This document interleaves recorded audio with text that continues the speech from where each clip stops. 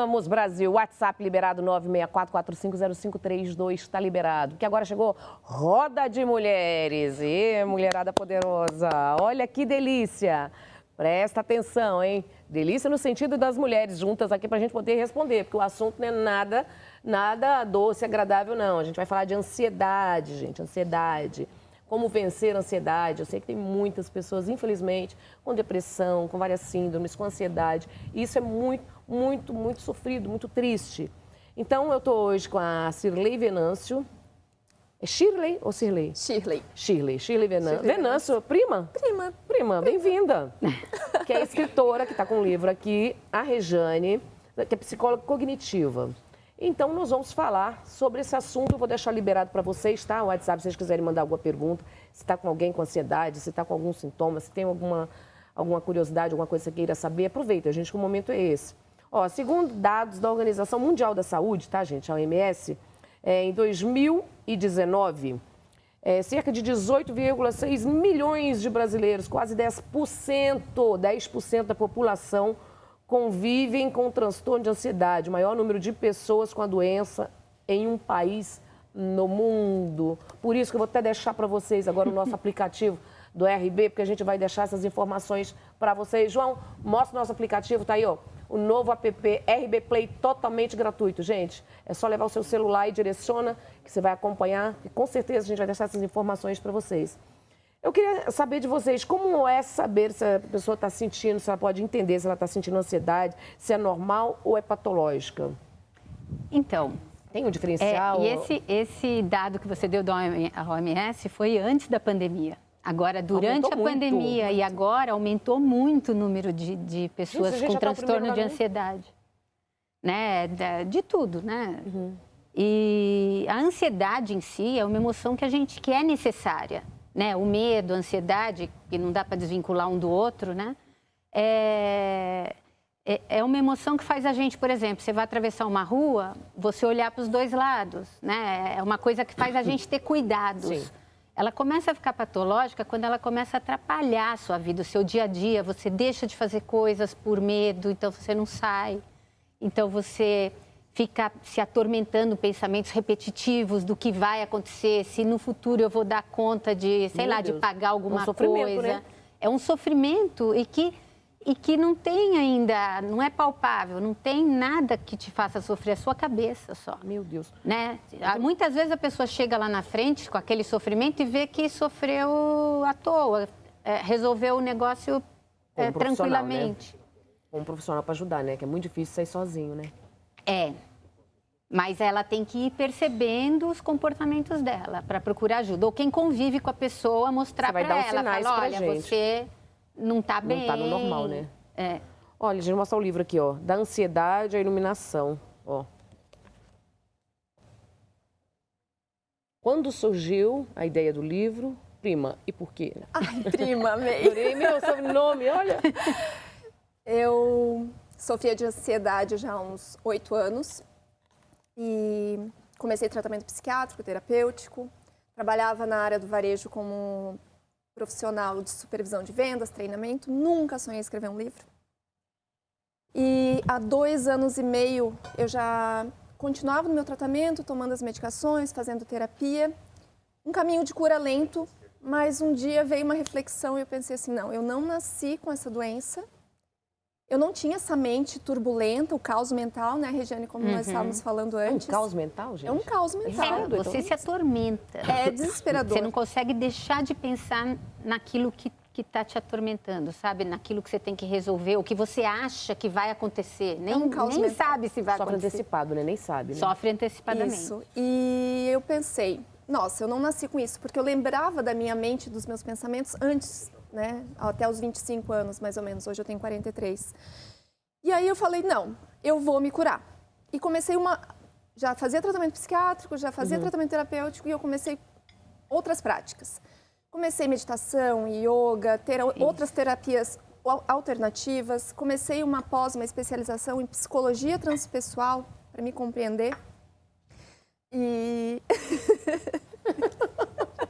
Mostra, gente. Por que ela tá rindo, né? A gente começa a rir, vocês têm que mostrar. É o Santos que veio trazer o adoçante, gente. Aqui, ó. Simplesmente aparece, a coitada se concentrou. É porque o Santos... Obrigada, Santos. E até que eu...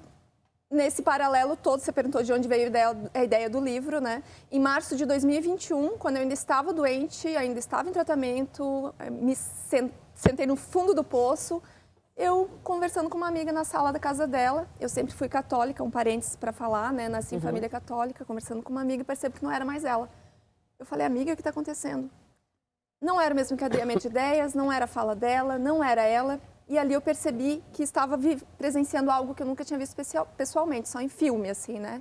Um espírito veio através dela me trazer a mensagem de que eu iria escrever um livro. Nossa. E eu falei que era impossível. Falei, que isso, meu Deus, agora eu tô pirando, né? Você vai escrever um livro, você vai contar a sua história de cura, você vai se curar, e esse livro vai acessar as pessoas do mundo inteiro. Eu falei, eu nem sei escrever livro, eu não sou boa de português, não faz sentido. Eu olhando aquilo ali na minha frente, é muito surreal. Fica calma, na hora certa tudo vai acontecer. Fui morar em Portugal, fiz um mestrado lá, fazer mestrado, escrevi o livro inteiro lá e quando eu estava lá veio a oportunidade de eu lançá-lo na Bienal Internacional do Livro ano passado. E aí? Lancei na Bienal, o que eu achei que era loucura se concretizou. Tá vendo? Viu? Nem tudo que a gente não vê, nem tudo que a gente não toca não é real, né? E um dia depois dessa mensagem espiritual, que eu não sabia que era de um mentor espiritual, porque eu nem sabia em plano espiritual, não sabia nada disso, ele me disse que coisas iriam acontecer e que eu não tivesse medo. No dia seguinte a esse evento, eu recebi a visita da minha mãe, que havia morrido há 9 anos, dentro do meu corpo, por 4 horas, dentro do meu quarto, que é o capítulo mais lindo desse livro. E ali eu entendi que eu tinha mediunidade e comecei a estudar e me aprofundar para me compreender. Hoje a minha missão é palestrar e levar esse livro para o mundo, porque eu vou ajudar as pessoas a acreditarem na cura, assim como eu me curei, e a expandir o olhar delas sobre a espiritualidade. Muda, né? Uma vez quando acontece com a gente, e dentro da ciência, os sinais, eu quero saber os sinais que a pessoa pode perceber, por exemplo, na sua família mesmo, né, que a pessoa também. Entre a gente, às vezes é mais difícil, né, que você fica meio, não tô, acho que não é, mas você pode observar. É uma irritação constante, pensamentos acelerados, não conseguir dormir, dá muita insônia, porque a cabeça não para, sabe quando você deita e a cabeça não para, então você ou acorda muitas vezes à noite, mas isso... Você passar por uns 3, 4 meses seguidos, não é? Porque de vez em quando a gente fica mesmo preocupada com alguma coisa real. Sim. E não dorme. Mas assim, se você está meses sem conseguir dormir direito, irritada, sabe os nervos à flor da pele, qualquer coisa que te falam você explode. Taquicardia dá muito em quem está com ansiedade. Né? Vem, porque vai virando uma coisa que você sente no físico. Começa também, pode causar depressão. Ai, gente, vai agregando uma coisa, puxando a outra, né? Tem perguntas chegando para vocês. Porque é o emocional, né? E vai passando para o corpo, se você não sabe lidar. Tem que sanar. João Borges, imagem na tela. Boa tarde. Boa tarde, tarde top. Nani, você é demais. Obrigada pelo carinho. Assisto você há 8 anos no programa. Obrigada, meu amor. Eu gostaria de saber o que devo fazer. Estou muito ansiosa, muito desanimada com o trabalho. Insônia, começando a não querer nem continuar minha profissão de empresária em agência. Pelo amor de Deus, amiga. Vai continuar assim. O que fazer? Obrigado, Túlio Ambrosio, Jundiaí. Então, ela tem que começar a fazer exercícios de respiração profunda, né? Respirar, se acalmar, fazer que nem ela fez, começar uma meditação. Desacelerar os pensamentos. Então, quando você perceber que está muito, né, pensando muito numa coisa, tentar fazer alguma coisa que você goste. Não se preocupar com o que pensam de você. Isso causa muita ansiedade. Às vezes a pessoa não é uma pessoa ansiosa, mas ela fica assim, não, mas aí, se eu não fizer de tal jeito, o que vão pensar de mim? Então, no trabalho tem muito isso. Diminuir a autocobrança, né? A pessoa, às vezes, quer fazer tudo o melhor, o perfeito. Então, levar a vida mais na boa, mas não quer dizer ser irresponsável. Né? Não é deixar de lado, é só levar também as coisas mais leves. E se me permite, Rejane, né? Dentro do que a gente estava conversando ali no camarim, procurar perceber o que gerou isso, né? Os gatilhos, quais são os gatilhos? A ansiedade, de acordo com todos os estudos que eu venho através de literatura espírita e psicologia mesmo transpessoal, né? Eu percebi que a ansiedade ela é gerada pelo medo. Tá? É o medo, é o fundamento inicial, culpa. E muitas vezes não está consciente e claro. No meu caso, eu fui descobrir que todo esse medo e culpa eu adquiri nos 4, 5 anos de idade com uma experiência na minha infância. Né? E aquela criança nasceu carregando aquilo e isso gera uma doença, porque você tem medo de frustrar o outro, medo de não dar certo, cuida de todo mundo e não cuida de si. Né? Então, analisar essa querida que mandou a mensagem, se de repente... Lá atrás. O que lá atrás pode ter vindo. E buscar ajuda profissional de terapia, psicólogo, porque uma coisa que é muito comum, Nani, a gente tem medo de olhar para a nossa saúde mental e emocional. Tudo tá o medo, né? O medo segura e a gente tem medo de aceitar a nossa vulnerabilidade, a nossa fragilidade, tá tudo bem, né? Uma analogia que eu sempre brinco, né? Se eu quebro o pé, eu vou no médico. E se eu tô com um problema emocional, eu não consigo dormir, os pensamentos estão acelerados, eu Liga pra amiga. Conversar, falar cura. Falar cura. Tem que buscar mesmo ajuda. Isso. O problema é que as pessoas ficam...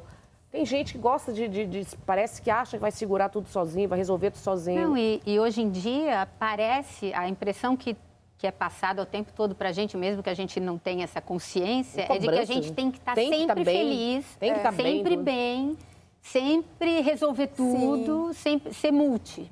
Não é? Tem hora que enche a paciência da gente mesmo, Exatamente. né? E tá tudo bem, né? Eu, por exemplo, tô sem paciência, já vou avisar, tô sem paciência com esse bando de amigo falso que fica me ligando e não pergunta se eu tô bem.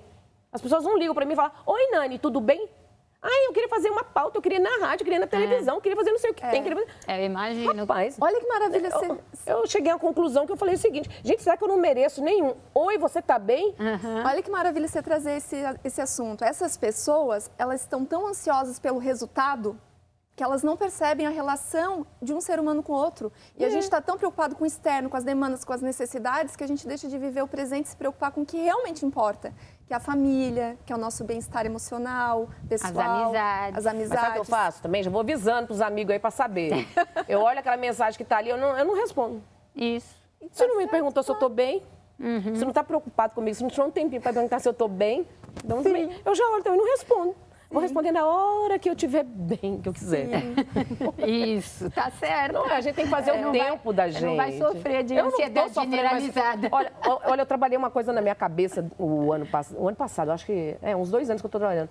Essa coisa de culpa. Eu não me sinto mais culpada. Porque eu tirei a palavra culpa de mim. É o mal da humanidade. Eu não me sinto mais culpada. A gente já nasce com culpa, parece. Porque parece que tudo joga pra gente. Nossa, porque você, não sei, a culpa é sua, porque você fez isso, você trabalhou demais, você não deu atenção. Filho mesmo. Porque você não me deu muita atenção, que você fazia trabalhar. Maravilhoso o seu posicionamento, porque você está sendo generosa com você. Né? Dando atenção, se respeitando. E você fez o seu melhor. Né? O que você, na época, o que você achou que era o melhor que você podia fazer por ele. Não é? Se ele não achou, a gente, você bota na terapia. Vai pra terapia. Não quer pra terapia. Eu falo, não posso fazer nada. Eu fiz, eu tentei. Mas você não me deu atenção. 3 meses que eu saí candidata, menina. Eu saí candidata a vereador, 3 meses saí candidata a deputada. Nossa Senhora, parece que foi 4 anos em cada vez. Que loucura, né? Então, mas é muito pouco tempo pra pessoa virar e falar, não, porque... Falei, gente, mas a vida é assim. As mulheres de hoje... As mulheres, principalmente, têm que tomar muito cuidado para não entrar dessa culpa, desse peso, da cobrança. Porque nós temos muitas coisas para a gente fazer. Nós somos mulheres, a gente trabalha, a gente tem filho, a gente tem... Trabalho, amigos, marido, namorado, casa, negócio, conta para pagar. É tanta coisa. Sim. Né? Que aí a gente acaba uma coisinha, parece que tudo tem que ser perfeito. Exatamente. Isso causa muita ansiedade. Agora, dependendo do nível que a pessoa se percebe não bem, né? Tem que buscar ajuda. Ela tem que buscar ajuda psiquiátrica também. Porque muitas das vezes, aí o psiquiatra que vai fazer o diagnóstico, mas precisa de algum medicamento. Agora, o medicamento não faz milagre. Se ela também não fizer uma psicoterapia, não ver o que causou aquilo, não entender e não mudar o modo de ver a vida, porque não é a vida. Muita gente leva o mesmo estilo de vida, umas são ansiosas, as outras não. Sim. Então, não é a vida, é como nós vemos a vida. Como a gente consegue encarar, como a gente encara. E isso tem a ver com o nosso emocional. Então, se não cuidar do emocional, só o remédio não faz milagre. Aí o povo acha que a gente é fria, não é? É verdade. Julgamento, né? Julgam, já condenam a gente achando que é fria, que não tem sentimento. E no meu livro, eu conta de você, esse seu despertar para a espiritualidade, quando a espiritualidade te apoiou, te ajudou. Você era descrente disso, né? Católica? Não, eu era católica, nasci em família católica, mas a minha essência, porque hoje eu já sei sobre as minhas vidas anteriores. Não, hoje. Tô falando antes. Mas existia uma lembrança inconsciente, uma memória inconsciente do meu espírito de que existe vida após a morte. Tanto que quando a minha mãe faleceu, eu olhei ali para ela, morta na minha frente, eu pensei assim, mãe, não é possível que tu acabou aqui. Eu falei, eu acredito que tu continua viva em algum lugar. Existia isso. É sem fundamento religioso, né? Sim. E quando meu mentor veio e me falou isso, me encontrei com a minha mãe, que ela me falou por que ela veio com esquizofrenia, quem que ela tinha sido antes de ser minha mãe. Quando eu me encontrei com meu mentor no dia da iluminação, que a iluminação, que eu falo que foi uma transição, né? Eu saí da ansiedade à iluminação. O que é essa iluminação, né? É um capítulo do livro em que eu relato o que aconteceu nesse dia, que é 28 de setembro de 2021, que foi o meu renascimento, né? E que me fez compreender outros olhares sobre a vida, sobre a morte e sobre a espiritualidade sem vínculo religioso algum, Sim. né? Espiritualista. Eu sou espírita, estudo espiritismo segundo Allan Kardec, né? Mas sou espiritualista, acredito nessa vida além daqui, né? Na verdade, eu falo que não existe morte, a gente continua vivo. A máquina para e a gente continua. Se a gente dormir, morrer dormindo, você não vai nem saber que morreu. E aí, nesse livro, eu trouxe o meu caminho de cura, as práticas, tudo que eu passei com relação ao tratamento psiquiátrico, medicação, tudo Sim. que... Eu sou um ser humano que, como vários que estão nos assistindo, que passou por tudo isso. E eu relato mostrando que existe sim cura quando você acredita em si. Sim, porque, assim, autoestima. Eu falei, nossa, eu vou me curar. Foi uma determinação, assim, 100%, né? E acreditei numa força maior, que é Deus, né? Que eu acho que através, quer dizer, eu estou interpretando, não sei se ela vai me dizer se é. Que através dessa experiência que ela passou, espiritual, ela começou a acreditar que era possível. Né? Então, também mexeu com a autoestima dela. Mas foi através... Ela precisou de um veículo, né? Através de alguma coisa maior do que ela, assim, né? Do que algo dentro disso, Regiane. Mas quando eu cheguei no dia da experiência, eu já estava praticamente curada. Essa experiência, ela só trouxe para mim um encontro com Deus e com uma força universal. Eu falo que nesse dia eu acessei um inconsciente coletivo que o Jung tanto fala. Sabe, uma coisa muito além, assim, né, da matéria. E as experiências espirituais realmente foram assim, tipo, hoje eu sei que a minha missão é falar sobre a espiritualidade para quem não acredita, para quem não é espírita, para quem não acredita em nada, porque o que eu vivi me mostrou a realidade, né? E a vida é muito além daqui. E a tua energia é muito linda. É muita luz. Estou muito feliz de estar aqui do teu lado. Bom, seja bem-vinda sempre, viu? Obrigada. Tá vendo? Tinha que ter o sobrenome, tá vendo? Tinha que ter o sobrenome. Gente, tem perguntas para fazer? Aproveita, 964-450532. Crianças, muitas crianças ansiosas? Muitas. Muitas. Que nós, mães, depois da pandemia ficou terrível. Muitas crianças que não conseguiram voltar presencialmente para a escola. Dava tremedeira, chegava na porta da escola, de mães que tiveram que ir buscar lição de casa e trazer para casa, que a criança não conseguia sair. Muitos adolescentes também, porque ficaram fechados uma época que não... Quer dizer, precisou, mas não fez bem. Não existia isso, né? Não. Qual o conselho que você dá hoje para todas as pessoas que estão passando por esse momento difícil? Primeiro que é a sua rede social, como nós encontramos você. O meu Instagram é @Rejane, com J-A, Pense Magro, tudo junto. Porque eu sou especializada, que eu sou especializada em transtornos alimentares, emagrecimento. Bom, né? Já dá um trabalho É o completo. Pense Magro. E eu atendo online. Terapia, porque eu tenho paciente em tudo quanto é lugar. Quanto é canto. Tudo quanto é canto. Vem mais vezes aqui. Vem sim. Fazendo temas diferentes, mulheres inteligentes debatendo. E você, maravilhosa, onde nós conseguimos este livro? Este livro, ele esgotou a primeira edição, graças a Deus, foi sucesso total. Mesmo eu sendo autora independente, sem editora ainda, fica aí a dica que eu... Né? Você tem a... Ai, meu Deus, cadê? Porque eu sei que esse livro, ele precisa alcançar os 4 cantos do mundo, e vai, porque eu tenho fé. Nossa, tem editora, cadê? Ih, coisa boa. Já tem que lembrar, de livros espíritas, a maior do país. Conheço todas lá. Tá. Vamos lembrar. Vamos. Vamos lembrar. E Ele esgotou. Adras. A segunda edição está no... Madras. Madras, já ouvi Madras. falar. Madras, estou aqui. E ele está no forno, a segunda edição está no forno, né, saindo, graças a um apoio cultural, se me permite falar, porque foi o responsável, né, que se chama A Livraria, que é uma livraria com um conceito maravilhoso, que fica lá na Praia Brava, em Itajaí, Santa Catarina, que abraçou comigo a causa e a missão e é responsável pela próxima remessa. E eu sigo palestrando, divulgando e falando do meu testemunho. Qual é a sua rede social? Quando nos encontramos? @Shirley Venâncio, escritora. Isso. Aí, e meu trabalho é esse, é seguir levando essa palavra adiante para ajudar as pessoas. E o meu mentor espiritual, que hoje fala comigo, né? Ele me disse para eu ter muita coragem e não desistir. Nunca? Nunca. Isso eu já sei, mas porque... para nós não existe. Mas porque a minha missão é com a espiritualidade, só começando, né? gata. Só começando. Está começando, está engatinhando ainda, né? Me sigam, comentem.